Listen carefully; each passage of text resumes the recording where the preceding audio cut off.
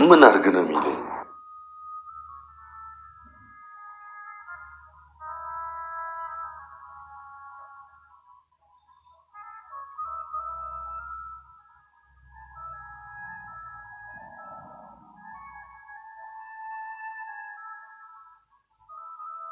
ምን ፈለግ?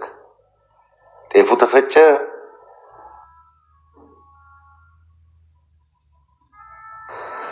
እና እኔ ምን ላድርገው? ስትፈልግ በጅምላ ስትፈልግ በችርቻሮ ሽጠው። በቃ ተወኝ አልኩህ አይደል እንዴ? ከአቶ ተሾመ ቤት ምን ተፈጠረ? ባለፈው ሳምንት እንዳየናቸው ከሆነ ሰርጋችሁ በጣም ያማረና የተዋበ ይሁን እንዳልናቸው ሱፉም ቬሎውም ልክክ ብሎባችኋል፣ በጣም አምሮባችኋል ብለናቸው ነበረ። በሚቀጥለው ሳምንት ግንባራችሁን ስትሳሳሙ እናያችኋለን ያልናቸው ዛሬ ላይ ችግር ተፈጥሮ ጽናትን በጥፌ ተመታለች። ጋሸም ያስፈጨኸውን ጤፍ ናና ውሰደው ተብሎ እኔ ይህን ጤፍ መውሰድ አልችልም፣ ብትፈልግ በችርቻሮ ብትፈልግ በጀምላ ሽጠው። እምሩ ደግሞ እኔ እኮ እናቴ ናት፣ እናቴን እኮ ነው ያጣኋት፣ ምንም ነገር አላደረኩላትም እያለች ጸጸት ትገኛለች። ይሄ ገጸ ባህሪ ማንኛውንም ገጸ ባህሪ ተሰጧቸው የሐዘንና የመከራን የመቀበል ስለ ፍቅር ጥግ፣ ስለ ጓደኛና ስለ ቢዝነስ፣ ስለ ኑሮ ደረጃን ፍንቲው አድርጎ የሚያሳይ የእናንተንና የእኛን ጓዳ እያንዳንዳችን የሚዳስስ ትክክለኛ ድራማ ነው። ይህን ድራማ ታዲያ ያስተምራልና እንማርበታለን፣ ያወያየናል ያልነውን አንኳሩን ወደ እናንተ ይዘን መጠናል። ቪዲዮን ላይክ ቻናሉንም ሰብስክራይብ በማድረግ ጀምሩ። ከነጽናት የጫጉላ ሽርሽር ላይ ናቸው። ናሆሜ ከነኪራ ቤት መጦም ነበረ። እኔ ናንፋየር ላዘጋጅ ነው፣ ባለቤቴ መጥረጊያና ምናምኑን ይዛ እየመጣች እየታመመችብኝ ነው። እኔ ወጥቼ ሲሄድ ቤቱን በሙሉ እያጸዳች ስለሆነ እኔ ናንፋየር መጥረጊያውን ሁሉ ሰባብሬ አቃጥለዋለሁ እያለም ይገኛል። ምን ነው አለችው ሰኒ። ምን ሆነህ ነው? እሳት አደጋ ስራውን ፈታል ህሳ እያሉ እየተሳሳቁም ነበረ። የጫጉላ ሽርሽሩ እንዴት ይዞሃል? አንተ ስታስጠላ እየነገርኩህ ምን ሆነህ ነው እያለም እየተወያዩ ነበረ፣ ስለ ሰርጉ እንዴት ማከናወን እንዳለባቸው። እምሩና ጽናት ኩሽና ላይ ይገኛሉ። ኩሽና ላይ ሆነውም ስራ ላግዝሽ አንቺ ሙሽራ ነሽ ትላታለች። ጽናትም ሰራተኛ እኮ ሁሉንም ነገር ጨርሶታል፣ ጋሼ እኮ ሁሉንም ስራ በሰራተኛ ነው ያስጨረሰው፣ ስለዚህ ራስሽን አታድክሚ። በዛ ላይ ደግሞ ናሆሜ ነግሮኛል፣ ለምንድነው ስራ የምታበዥ? ለምንድነው ራስሽን ማትንከባከቢ? ትላታለች። እምሩ ደግሞ አዎ ናሆሜ መጥረጊያውን ሁሉ ሰባብሬ መጥረስ ስፈልግ በሰራተኛ ወይም ደግሞ ተከራይቼ አምጥቼ ነው ምሰራ እያለም ይገኛል። ከዛም ጽናት በመሃል እቴቴ እኮ ቀረች ትላታለች። እምሩም ቴቴ ቀረች ምን ሆና ነው? አይ ቴራፒ እኮ ናት፣ ቴራፒ ላይ ስላለች ዛሬ ላትመጣ ትችላለችም እየተባለ የኪራ እናት መጣለች። ሳሎን ላይ ቁጭ ብለው ከጋሸ ጋራ እያወሩ ነበረ።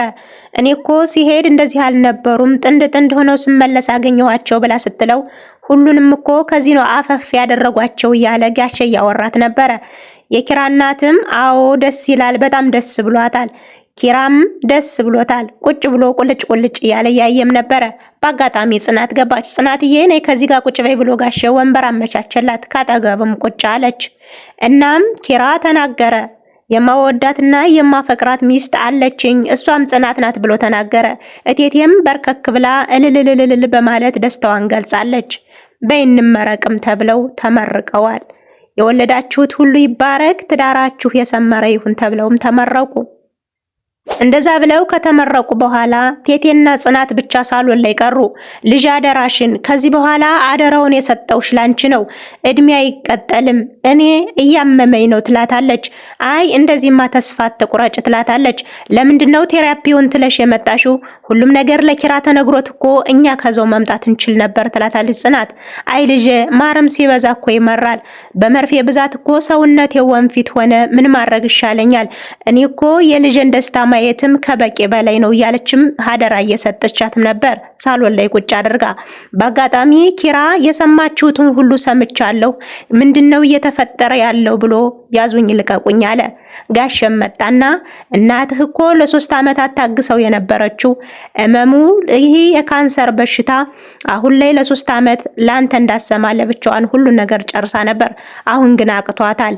እኔ ብቁ አይደለሁም ወይ? እኔ ሐዘንና መከራን መሸከም አልችልም ወይ ብሎ ከፍተኛ የሆነ ጸጸት ውስጥ ገባ። ኪራም አደገኛ ጭንቀት ውስጥ ይገኛል። ያዙኝ ልቀቁኝ አለ።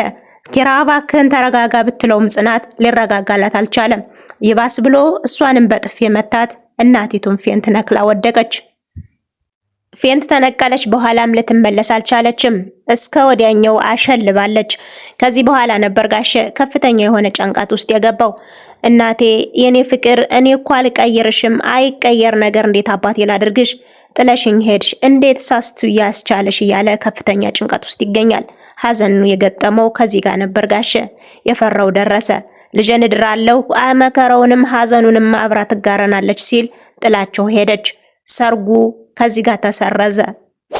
ኪራ በሩን ዘግቶ ያገር ያለሽ ይላል። እናቴ አጣሁሽ እኮ ሳይነገረኝ ሞትሽብኝ እኮ ገደልሁሽ፣ ነፍሰ ገዳይ ሆንሁኝ እያለ ራሱን እየወቀሰ ይገኛል። እሱ በጮኸው ጩኸት ነበረ እናቲቱ ፌንት የነቀለችው። ከዛም እናቴ አንቺ እኮ ይህ ኃይለኝነት አንድ ሰው ያሳጣሃል ብለሽ ነበር፣ ይሄው ቀኑ ደርሶ አንቺን አሳጣኝ እያለ ጸጸት ውስጥ ይገኛል። ቤቱንም በመፈላለስ ቤቲቱን ሩዋንዳ አድርጓታል። ሐዘኑ መሪር ሆኖበታል። ጽናት በር ላይ ተገድፋ እባክህን የኔ ፍቅር ዝም በል እባክህን ራስህን አትጉዳ ብትለውም ሊሰማት አልቻለም። እኔ ቤቱን ትቼ የት ልሄድላችሁ እባካችሁን ተውኝ ላልቅስበት እያለ ነበር። እሷም በቃ ዝም በል እኔ ከዚህ ጋር ሄድልሃለሁ ብላ ጋሼ ሳሎን ላይ ነበረ ወደ ጋሼ ሄደች። ጋሼም ከፈተልሽ ወይስ አልከፈተልሽም ብሎ ጠይቋትም ነበረ። ኧረ እኔ አልከፈተልኝም፣ እኔ አሁንስ የጎዳሁት ልጄን ራሴው ነኝ እያለ ጋሼ ጸጸት ውስጥ ተገኘ። ጽናትም ሁሉም የሆነው ለኪራ ሲባል ነበረ። አሁን ምንም ማድረግ አይቻልም። እንደምንም ብለን በአንድ ጀንበር ባለቤቴና ልጅ ላጣ ነው መሰለኝ አለ ጋሼ። ጽናትም እግዚአብሔር የፈቀደው ብቻ ነው የሚሆነው፣ ከጊዜ በኋላ እኮ ይሻለዋል፣ ኪራ ወደ ራሱ ይመለሳል አለችው። ጋሼም በሉ እስኪ እኔ የቻልኩትን አድርጌያለሁ፣ አሁን ወጣ ብዬ ልምጣ፣ እናንተ ደግሞ ሞክሩ አላት። ጋሼ ምግብ ብላ እንጂ ብላ ጠይቀውም ነበረ። ጋሼ እኔ ሳላስፈልገኝም በኋላ የመስሪያ ቤት ሰዎች ሊመጡ ስለሚችሉ እነምሩን ጥሪያቸውና ስራ ያግዙሽ ብሏት ወጣ። ጽናትም የኪራንና የጋሼን ነገር አደራ እግዚአብሔር ሆይ አጽናናልኝ ብላ ፈጣሪዋን ለመነችላቸው። በሌላ በኩል እምሩ መሪር ሐዘን ላይ ትገኛለች። ክላሷ ውስጥ ገብታ አዎ እኔ እኮ እናት የነበረች እኔ ግን ምንም አላደረኩላትም፣ ይሄው በአንድ ጀንበር አጣኋት እያለች ታለቅሳለች።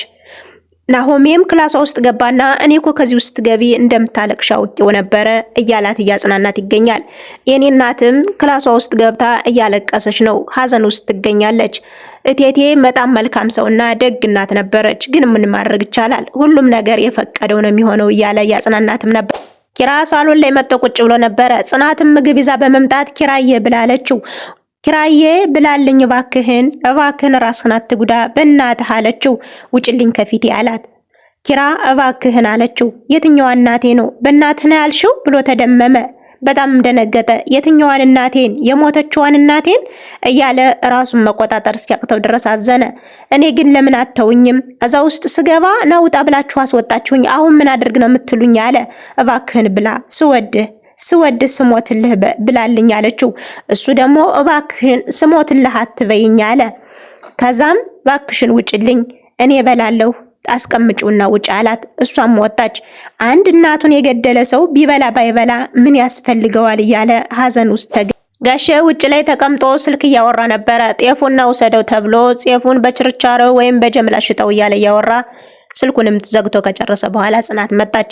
ኪራ ውጭልኝ ስላላት ወደ ጋሻ አምርታ ነበረ። ከጋሸ ጋርም ብዙ ነገር አወሩ።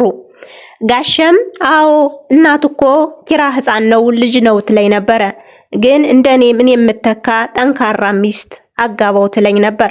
ለካ እናት አትሳሳትም እያለ በመሃል ያወራት ነበር። ብዙ ነገር ማውርተዋል። መጨረሻ ላይም ጋሼ እኔ ከወደ ስራ ቦታዬ እመለሳለሁ ብሎ አላት። ጋሼ ለምን ከዚህ አትቆይም አለችው። እናንተ ጓደኞቹ ናችሁ ከኔ ይልቅ የምታስፈልጉት፣ አሁን እኔ መሄድ አለብኝ፣ እናንተ ከጎኑ ሁኑ እያለ ያወራትም ነበረ። ሰኒ መጣች። ስራ ሊያግዙ የመስሪያ ቤት ሰዎች ሊመጡ ስለሆነ ስራ ሊያግዙ ሰኒ መጣች። እምሩ ዘግይታለች አልመጣችም። እናም አሁን በዚህ ሰዓት ለኪራ ያለሽው አንቺ ነሽ፣ መሪር ሐዘን ውስጥ እንዳለሽ አውቃለሁ አለች ሰኒ። ጽናትን እያጽናናቻት ነው። ኩሽና ላይም ቁጭ ብለው እያወሩም ነበረ። ጋሼ እኮ ወደ መስሪያ ቤቱ ሊመለስ ነው እያለችም በመሃል ታወራታለች። ምን ማድረግ ይቻላል እያሉም እያወሩ ነው። ጽናት በጣም ተጨናንቃለች። ቤቱ ሁሉ እኮ ግራ ገባው ሰኒዬ። ኪራም የተኛው በስንት መከራ ነው። ኪራ የት ሄዶ ነው ስትላት ተኝቷል። የተኛው በስንት መከራ ነው፣ በስንት ትግል ነው የተኛው እያለችም ያወራቻት ነበር። በሌላ በኩል የማያልቅበት ናሆሜ ኪራን ይዞት ወጥቷል። ይዞት ከወጣም በኋላ ካፌ ወስዶ እያዝናናውም ነበረ። በዛውም ጽናት ምንም አይነት ችግር እንደሌለባት እየነገረው ነበር። ጽናት እኮ ያደረገችው የቤተሰቡን ሚስጥር ላለመናገርና ለመደበቅ ፈልጋ ነው እያለም ስለሷ መልካምነት እየነገረውም ነበር። ናሆሜ የጓደኝነት ጥግን ያሳየን መልካም ሰው ነው። ናሆሜ ካለ ኪራም ይጽናናል ብለን እናስባለን። ኪራም ጽናትም እኮ ቢጨንቃት ነው ለኛ የነገረችን እንጂ መናገር አልፈለገችም ነበር። እኛ ደግሞ እንዴት አድርገን ላንተ እንንገርህ እያለም እየነገረው ነበረ።